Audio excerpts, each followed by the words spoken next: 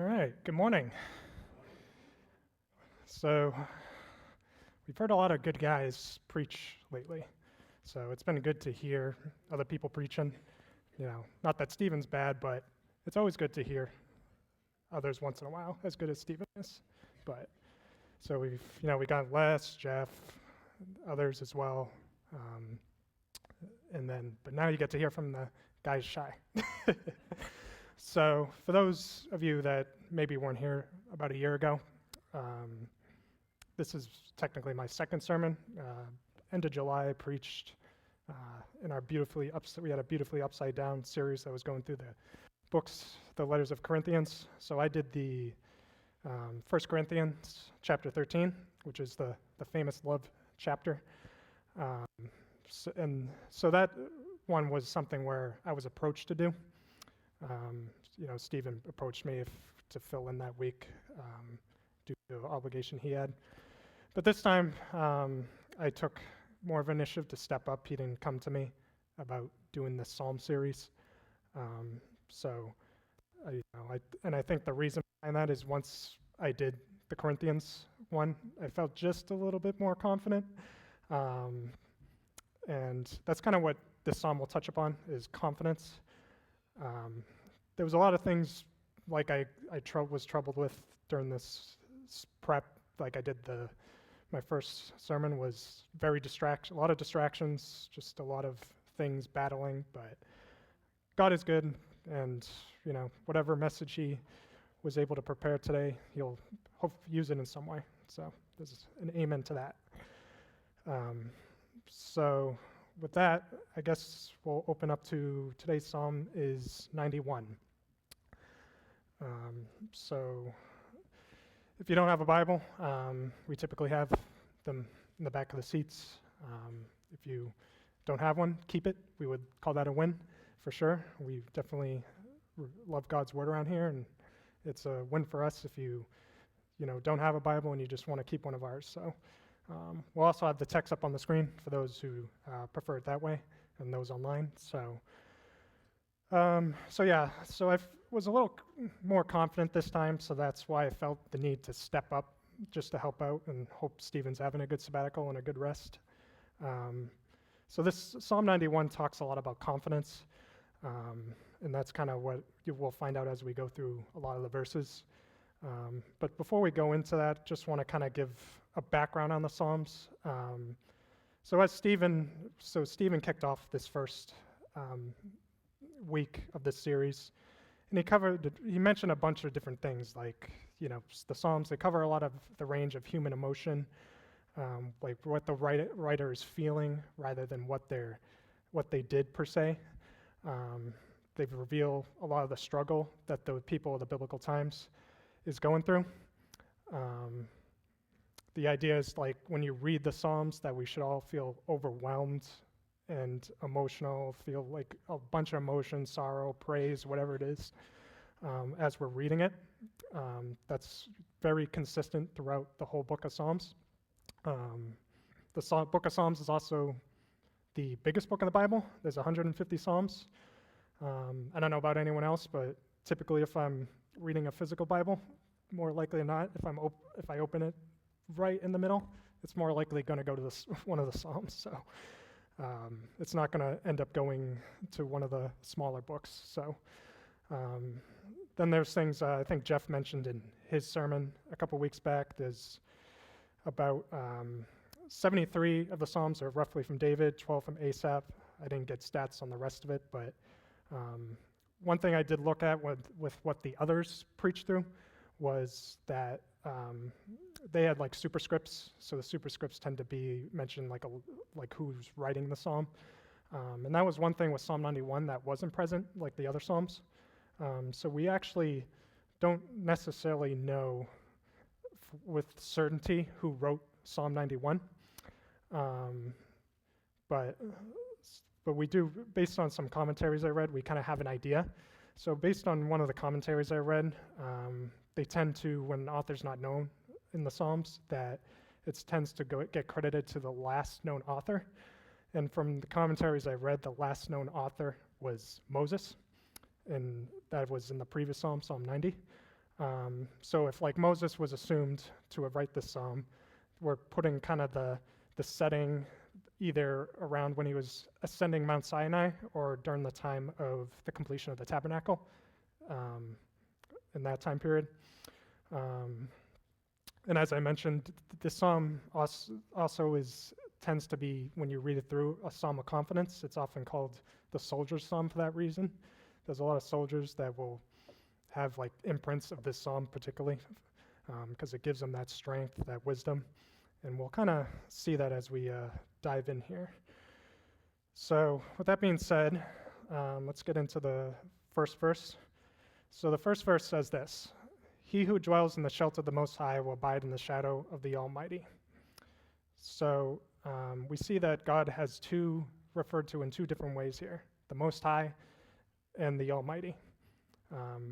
One thing that's hard about this is like, what's the difference? I mean, at first I was looking like there was two, like I was trying to think there were two different things, but it's really meaning the same thing.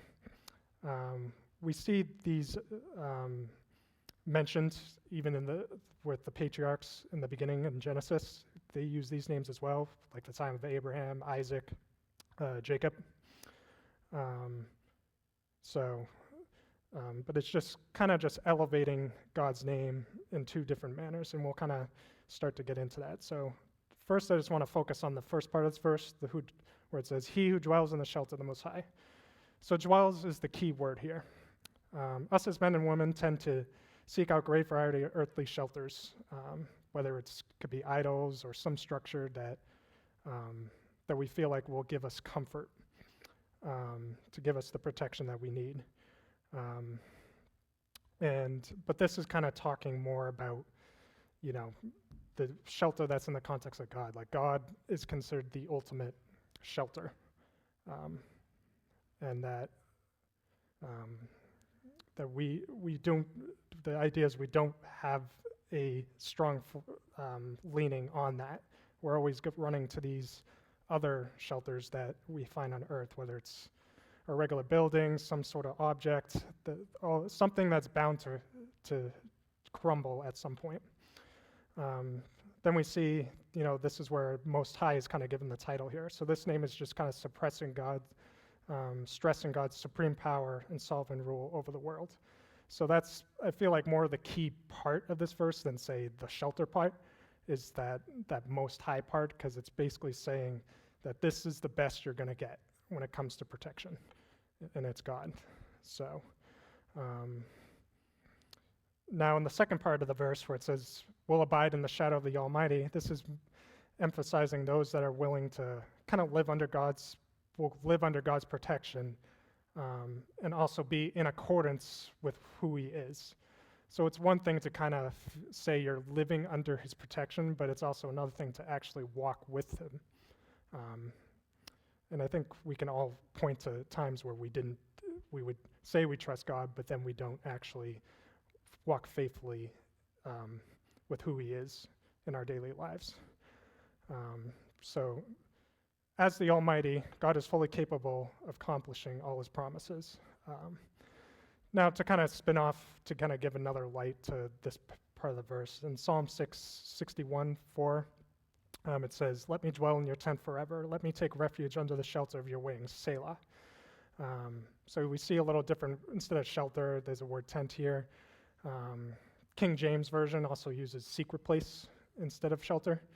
But the idea is whether it's dwelling in a shelter, tent, secret place, and if Moses is indeed the author here, this verse is most likely in the context of like when the tabernacle was built, that's where the Lord was present, and that's where at the time the Israelites found shelter, was in that tabernacle. And it just served as that point to go of, hey, we're protected here because we know the Lord dwells here. So in just a couple more points on the shadow of the Almighty. So some of the commentaries I looked up was talking about that it's kind of like, we're to think of it as this perceived boundary for the Lord. Like those that are covered in this boundary have his salvation when thinking in terms of Christ. Like, as believers, we're covered by the blood of Christ, which just grants full access to his throne room of grace. Like what Jesus did on the cross provides salvation and protection that stretches beyond any boundary that we would consider in this life. So that's kind of the idea of that first verse. It's just basically finding complete rest, safety, eternal rest, safety in the boundary that of Christ's blood that he died for us. So with that, we'll continue on to verse 2. So verse 2 says, I will say to the Lord, my refuge and my fortress, my God in whom I trust. So I'd say the key word here is my. We see my say twice here, or three times. So my refuge, this is my fortress, my God. So the idea behind my here, it kind of just helps. It could mean a lot of different things to say. So if it said a here instead, when I was going through this, so if it said like a refuge, a fortress, a God, it kind of dumbs it down when you put it in that way, right? It doesn't kind of make it seem like it's anything special. So I think there was a reason onto why my was said here instead, because it stands out above anything else in any other context. So it helps.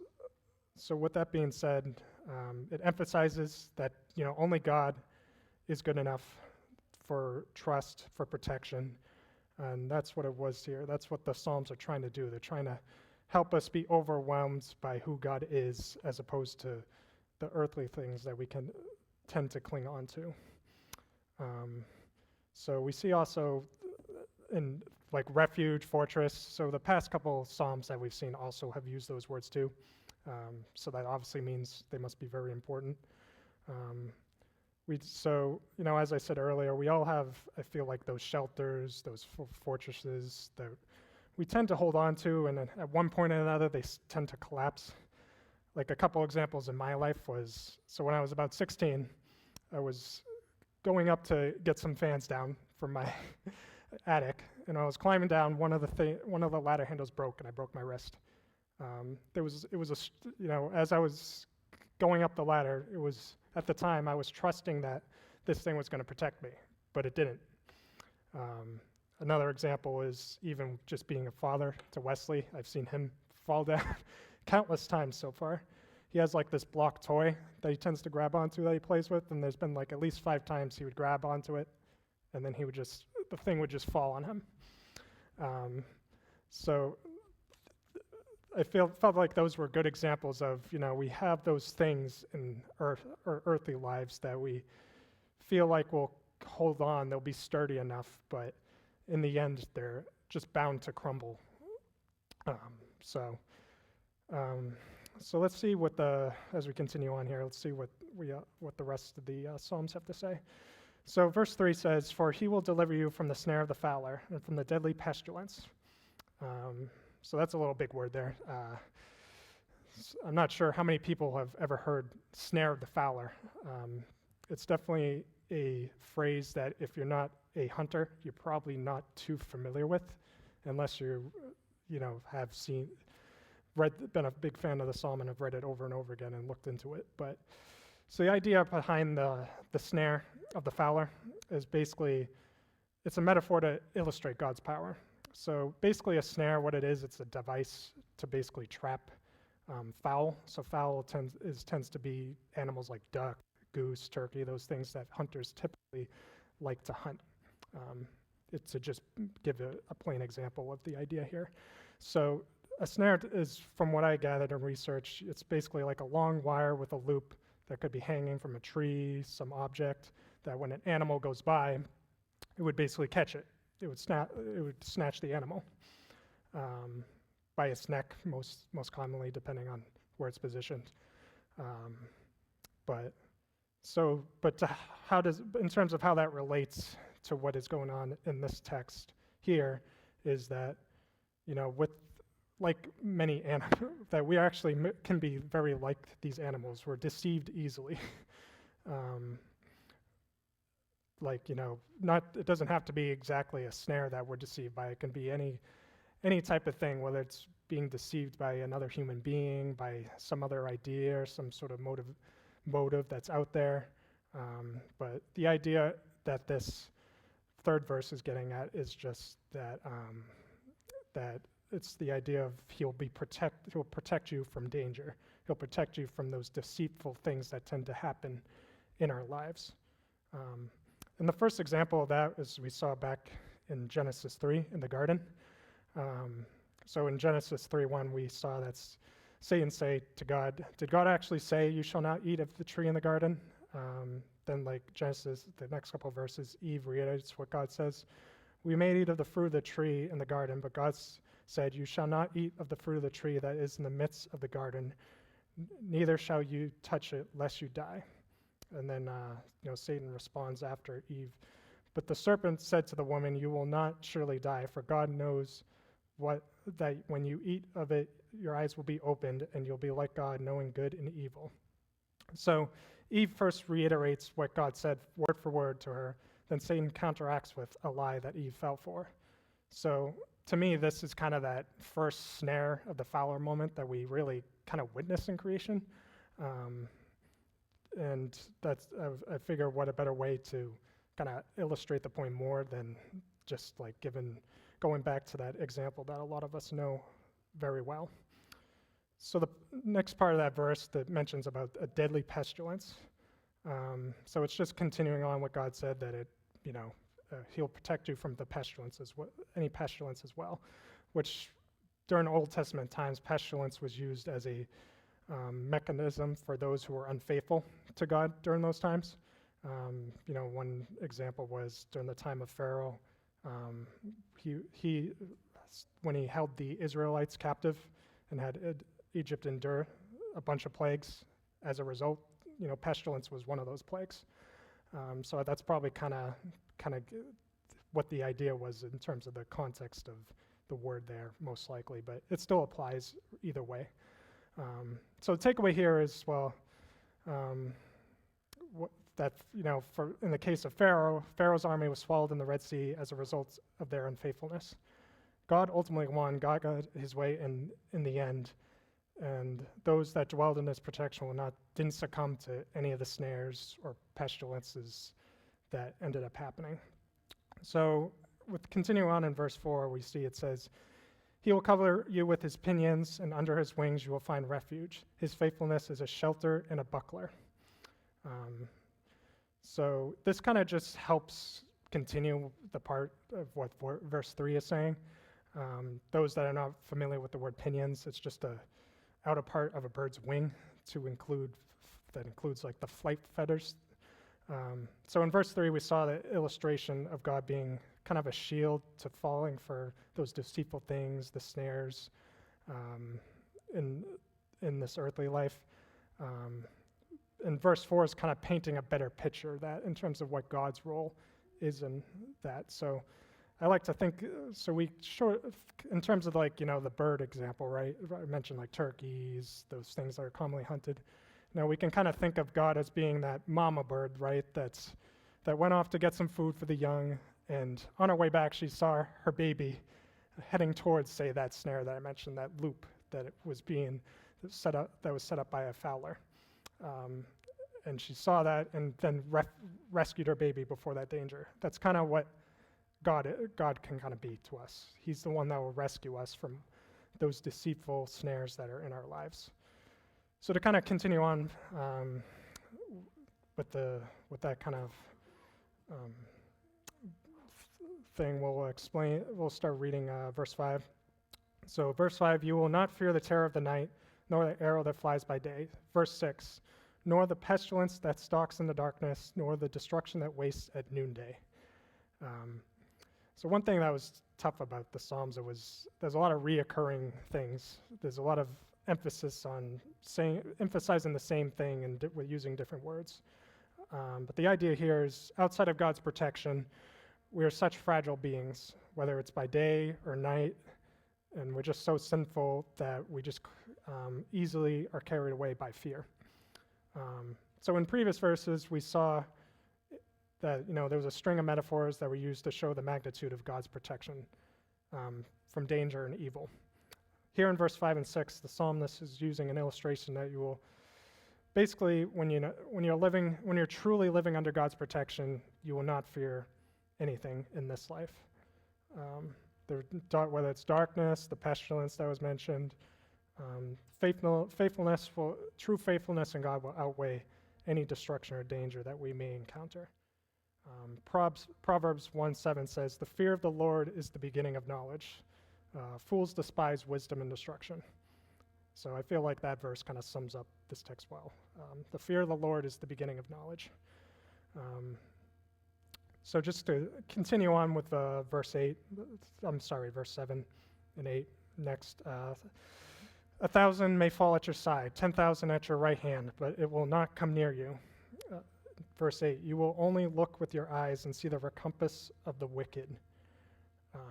So this kind of gives a little a battle scene type picture. So that's probably why, there's a lot of people in the army that kind of like this verse, because it kind of gives some pictures of their particular lives. But it's kind of just continuing on with the point that those that preserve the purity of the Lord, no matter the circumstances, they are living and will be assured God's protection. Just kind of like, the sprinkling of blood secured the firstborn of the Israelites back in the Old Testament, while thousands others fell, or just like Christ shedded his blood for us ultimately to basically serve as an indestructible force to what would be all of humanity laying waste to God's judgment, but provided a refuge to those that would trust in him and walk faithfully in him. So that also in that verse we saw this big word towards the end, recompense. So what recompense means, it's basically just to give back in return or pay for your expenses. Other translations, such as the King James, will use reward here. So ultimately what is being expressed here is those that willingly choose to oppose opposition to God will end up paying for their damages in judgment. Earlier in Israel's history, the Lord intervened at the Red Sea, like I mentioned, in the time of Pharaoh, to save his people from the Egyptian cavalry. So there was a couple of sequence events to that. So he caused a pillar of cloud to come between the Israelites and the Egyptians to protect the Israelites. He also provided a safe path through the Red Sea to his people, but brought out waters together when the Egyptians started going after them. As a result, the cavalry drowned in the sea. And so basically the takeaway, when God chooses to intervene on behalf of his people, nothing can stand in his way. Those who trust in the Lord will escape God's judgment, but they will also witness it.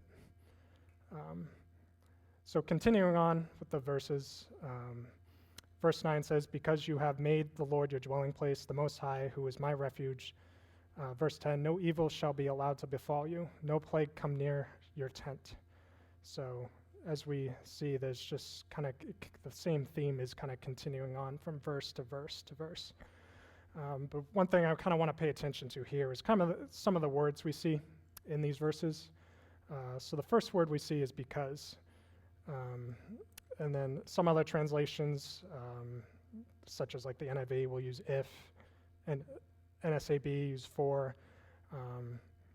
Verses, so these couple verses will end up tying back to the first couple verses where the idea is, the result of verses 1 and 2 is connecting trust to obedience. So what verse 9 and 10 is describing, that if you're obedient and you trust in the Lord, you will dwell. He will be your dwelling place, because he will be your refuge. For you made the Lord your refuge, if the Lord is your refuge.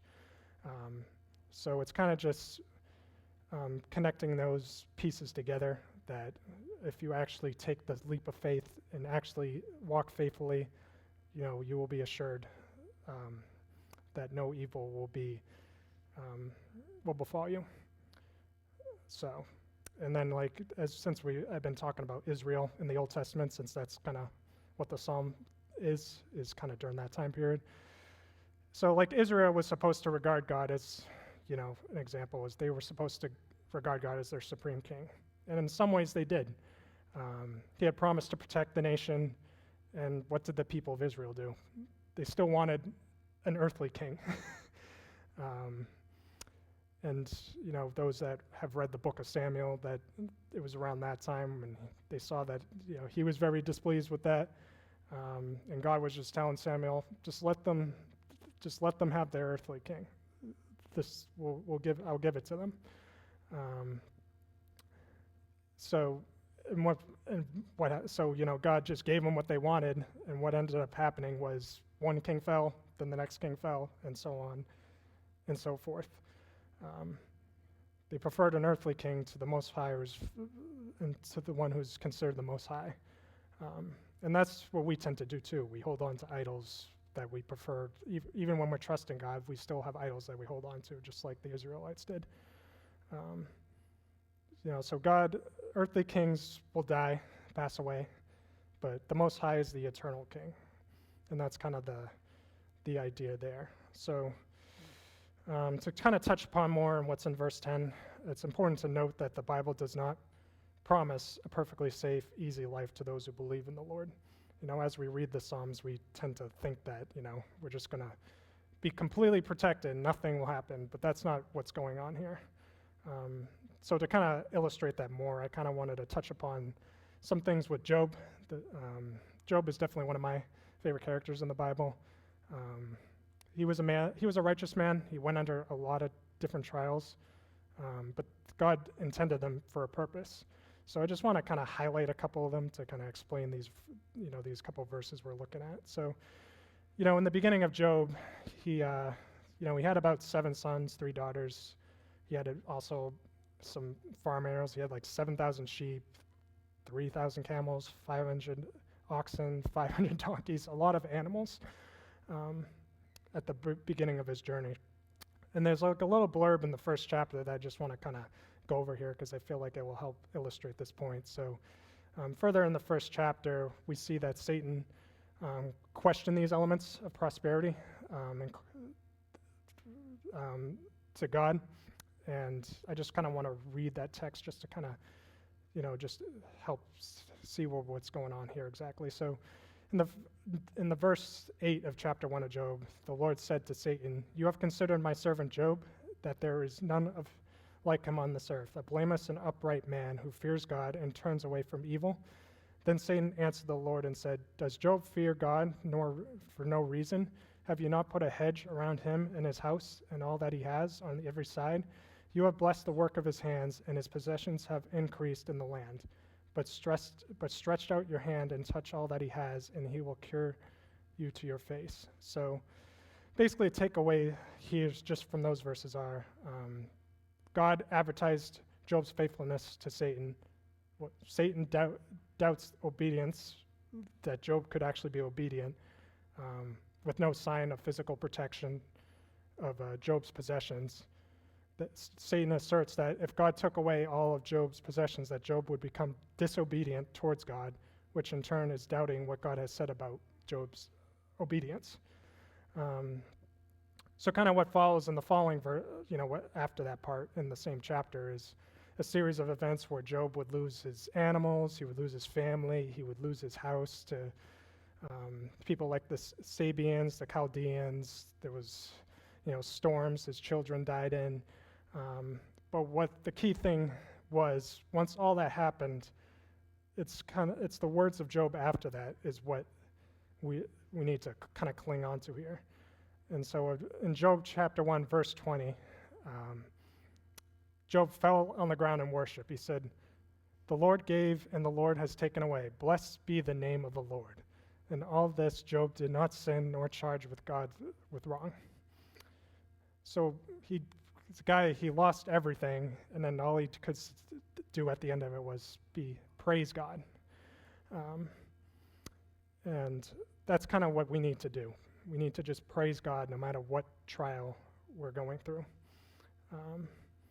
And then what we see is, all the way at the end of the book of Job, at the 42nd chapter, he basically was blessed with double of what he had.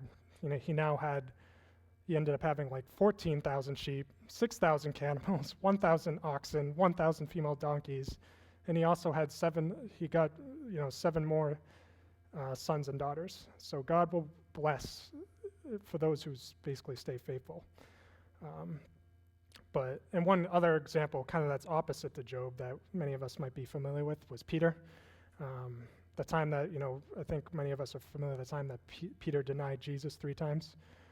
So I just kind of want to go over that quickly, kind of as a counter example of what we experienced with Job. So Matthew 26:33, Peter answered him, "Though they all fall away because of you, I will never fall away." Jesus said to him, "Truly I tell you, this very night, before the rooster crows, you will deny me 3 times. Peter said to him, "Even if I must die with you, I will not deny you." And then all the disciples said the same. And then what ended up happening later? Peter denied Jesus 3 times. So what does that tell us in that example? That when people, may trust Jesus, there's a lot of us that will trust Jesus, but then when the going gets rough, we cave and we don't stay faithful towards him. A lot of us don't end up seeing the eternal good or leaning on God, and because he's not giving us the protection in the moment that we expect him to. And we'll see kind of more of that as we kind of finish this psalm. So let's continue on. So verse 11 says, "For he will command his angels concerning you to guard you in all your ways." Verse 12, "On their hands they will bear you up, lest you strike your foot against a stone." So this kind of makes reference to angels. So like humans, angels were another thing that God created in a spiritual aspect. They kind of serve a bunch of different purposes, to serve the people that God saves, to deliver messages. So angels are, at the core, they're messengers to wage spiritual battle, to worship God, to serve, to execute judgment, and to aid in the transmission of God's word. So they're not, a lot of those things we're expected to do as well, but they're just, there's certain things that angels will assist with that humans can't do. But those are just some of the things that angels do, like we do, but that's kind of not what I wanted to completely highlight there when it says angels. So the idea with this verse is we see a misquotation of these verses in Matthew that I want to highlight, where Satan tries to use these verses against Jesus. So I just kind of want to read these verses and kind of go through that to kind of go over these sets of verses. So starting in Matthew 4, verse 3, it says, "And the tempter came and said to him, 'If you are the Son of God, command these stones to become loaves of bread.' But he answered, 'It is written, man shall not live by bread alone, but every word that comes from the mouth of God.'" And then it kind of continues on, verse 5. "Then the devil took him to the holy city and set him on the pinnacle of the temple." Verse 6, "And said to him, 'If you are the Son of God, throw yourself down, for it is written, he will command his angels concerning you, and on their hands they will bear you up, lest you strike your foot against a stone.'" So that's kind of where we got our psalm quotation. So we kind of see, Satan quotes the verses 11 and 12 in Matthew 4. And Jesus could easily do these things Satan said. He could jump off the temple, but it wouldn't really be proving any point, because then it would, in reality, if Jesus just jumped off the temple, what does that show? That we could just jump off of anything or do anything that's kind of silly and expect Jesus to be there to rescue us. So that's kind of, what Satan was trying to do, was trying to twist the context of what these verses were trying to get at. But as we briefly covered with trials in Job, but it wouldn't really follow the plan that suffering in this world is needed for the kingdom to advance. The passage, much like the psalm, is also highlighting not to put yourself in unnecessary danger.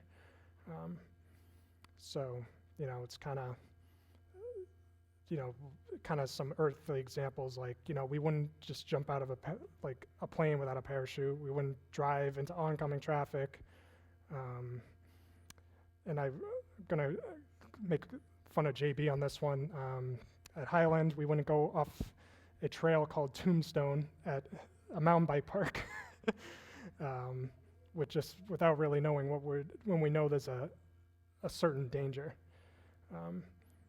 And Jesus would, continue in Matthew. He would say, Jesus said back to him, again it is written, you shall now put the Lord your God to the test. Verse 8, again, the devil took him to a very high mountain and showed him that all the kingdoms of the world and the glory. And he said to him, all these I will give you if you will fall down and worship me. So that's what Satan was kind of, responded back. And then just to kind of continue on more. Verse 10 says, for it is written, you shall worship the Lord your God, and him only shall you serve. So besides, quoting these things, there's, other temptations that are mentioned in this chapter that Satan tries on Jesus to tie us back to, say, verse 3 of the psalm with the snare of the fowler example. So this is kind of, Satan again trying to be deceitful. And that's just another example of that, of what we saw in verse 3. But then, what Jesus' responses to Satan in Matthew 4, what he does is just point us back to God in a time of trouble. So with that being said, let's just continue the rest of this psalm. So verse 13 says, you will tread on the lion and the adder, the young lion and the serpent you will trample underfoot. So those that are not familiar with adder, it's just kind of another name for a snake. There's other translations that will use cobra there instead of adder. But to kind of illustrate this verse more, I just want to take a look into Luke chapter 10. So because this verse is partially quoted in Luke chapter 10, and I think that will give us better light on what's exactly being said here. So kind of in Luke 10:19, we have it say, Jesus said, behold, I have given you authority to tread on the serpents and the scorpions, and over all the power of the enemy, and nothing shall hurt you. So just to kind of give context on this part of Luke, was a time where there was about 72 disciples, different from the 12 that most of us are familiar with, were returning from evangelistic journey and healing mission that Jesus sent them on, where he was telling them to keep the following in mind when he sent them out. He wanted them to go visit all the places Jesus was about to go to be wary of danger, live by faith, don't bring any extra materials, stay focused on the mission he gave them, be content with what he gave them, healing the sick and basically proclaiming the kingdom was the main thing. When the disciples got back from this mission, they were rejoicing that they had this power and they were able to heal all these people that Jesus gave to them. But what we see in the following verse, in the next verse, verse 20, is what Jesus really wanted them to get out of that mission. So verse 20 says, nevertheless, do not rejoice in this, that the spirits are subject to you, but rejoice that your names are written in heaven. So he's basically saying that, sure, casting out demons was good. It definitely was a good thing that you guys did that. But the more important thing is that you guys stayed faithful, and now your names are written in the kingdom of heaven. And that's kind of, what is kind of being alluding to there with stepping on the snakes per se. But as we discussed with Satan misusing verses like 11 and 12 in Matthew 4, I wouldn't advise anyone to go probably stepping on a cobra or any other form of snake or try to wrangle a lion if they really don't have any reason to. So that's another a takeaway here. So just to kind of finish up the last couple of verses here. So at verse 14, we see it say, because he holds fast to me in love, I will deliver him, I will protect him, because he knows my name. When he calls to me, I will answer him. I will be with him in trouble. I will rescue him and honor him. With long life, I will satisfy him and show him my salvation. So what we see in these verses, unlike the other verses that we just read, this is kind of, it's in first person, but it's in the perspective of God himself. And I think that was done on purpose to kind of emphasize the point of staying faithful to him. Because it says, I will protect him, I will deliver him, I will protect him. There's a bunch of I in there. He's really driving home a point that if you remain faithful, all these things will happen to you. And will happen to you if you remain faithful. So we also saw that in verse 9, because was also used again there to illustrate, because you do these things, you will receive the protection that you need. Verse 14 uses me, where verses 9 uses because you made your dwelling. Yeah, because you made the Lord your dwelling place. Yeah.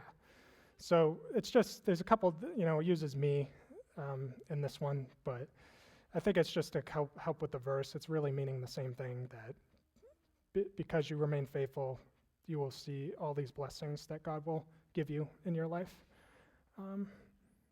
So as I've stated previously, it's not just a matter of trust, it's a matter of being obedient, and then because you're obedient, God will do X, Y, and Z for you.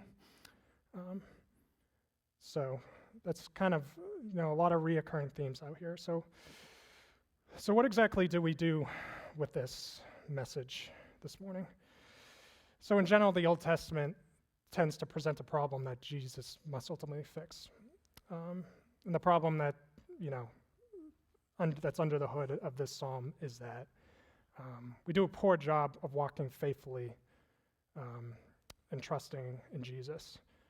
Sometimes we tend to maybe for a period of time we may trust him, but we aren't really obedient towards him. But even, I mentioned that, I did the Corinthians about a year ago. There was still a similar problem there. They had bad attitudes, and the Corinthians weren't walking faithfully in God. And even though we have millions of reasons why we can be it, we aren't obedient and trustworthy towards Jesus. We keep running to all the shelters, the structures that are, bound to collapse over and over again when we have Christ Jesus, who is a fortress that will never collapse. So kind of other takeaway points, the structures, the idols, they aren't built of this earth, aren't built to last, but God is. You can't have trust with obedience. As believers, I know I'm guilty of it. At times I may say I trust God, but I'm not always walking faithfully with him. And I think the idea is that we need to walk more faithfully with him in our lives. Even when the going is getting rough, we need to be like Job and just be like, praise God, It's very hard for us to do, but I think that's what this psalm is saying here. Unbelievers, I feel like it's a similar message. Maybe it's unbelievers, it's more of, those shelters, those fortresses that we're clinging onto, and we're maybe realizing that they're just collapsing over and over again, and you need to start taking those steps of repentance. And lean on Jesus, who is a fortress that won't collapse. And one other thing I wanted to share here, I saw a post from Craig Alsop. He's one of our missionary partners. That was also, it was really good what I read. He was talking about how we got a response from one of his sponsors about, because he's I think over in Nepal right now, but it said he got a response from someone, I think it was one of his sponsors that he works with, but the person said, I would prefer you to stay in our own country to help our own children and not waste your time traveling globally. You are needed at home. God bless. So this is an example of, I feel, a person who maybe trusted Jesus, but he wasn't really being obedient because, God, and Craig was highlighting that, God says to spread the gospel to the ends of the earth, not just our own country. And that wasn't planned, but I saw that and I was like, that was a good example of someone who probably trusts in God but wasn't being obedient. And just the end, I want to just kind of end with verses that we're all pretty familiar with. John 3:16 says, "For God so loved the world that he gave his only Son, that whoever believes in him should not perish, but have eternal life. For God did not send the Son in the world to condemn the world, but in order that the world may be saved through him." So the psalmist was very confident in his praise to the Lord in this psalm. I think we all need to do a better job of being confident and walking faithfully in the Lord in this life. So let's pray on that.